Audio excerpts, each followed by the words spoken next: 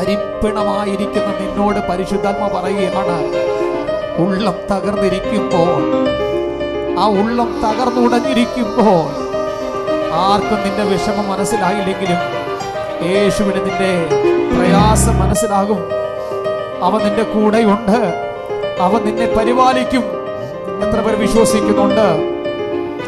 ഉടഞ്ഞുപോയ മൺപാത്രത്തെ ഒരു കുശവൻ തന്റെ കയ്യിലെടുത്ത് തനിക്ക് തോന്നുന്നത് പോലെ മെനയുന്നത് പോലെ ഇന്ന് പകലിൽ പരിശുദ്ധാത്മാവ് ആരോടൊക്കെയോ പ്രവചിച്ചു പറയുന്നു, തകർന്നു ഉടഞ്ഞിരിക്കുന്ന നിന്റെ ഉള്ളത്തെ അറിയുന്നൊരു കർത്താവുണ്ട്. ആർക്ക് പണിയാൻ പറ്റും, ആർക്ക് അവനെ റിപ്പയർ ചെയ്യാൻ പറ്റും?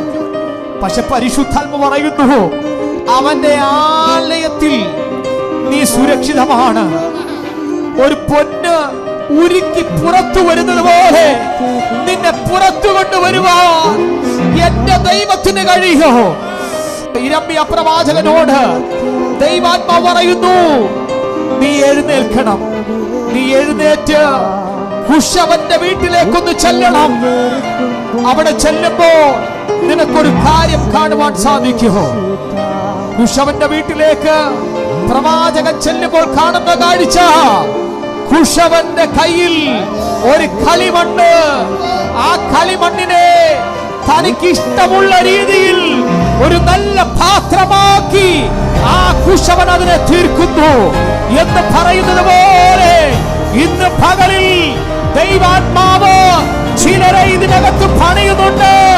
ഒരു നല്ല പാത്രമാക്കി ദൈവം നിന്നെ പുറത്തെടുക്കാൻ പോകുന്നു. അനേകർക്ക് പ്രയോജനമുള്ള, അനേകർക്ക് സുഗ്രാഹ്യമുള്ള ഒരു നല്ല പാത്രമാക്കി ദൈവം നിന്നെ പുറത്തെടുക്കുന്ന നാളുകളായിരിക്കും. കരമടിച്ചതിനെ റിസീവ് ചെയ്യാൻ കഴിവുള്ള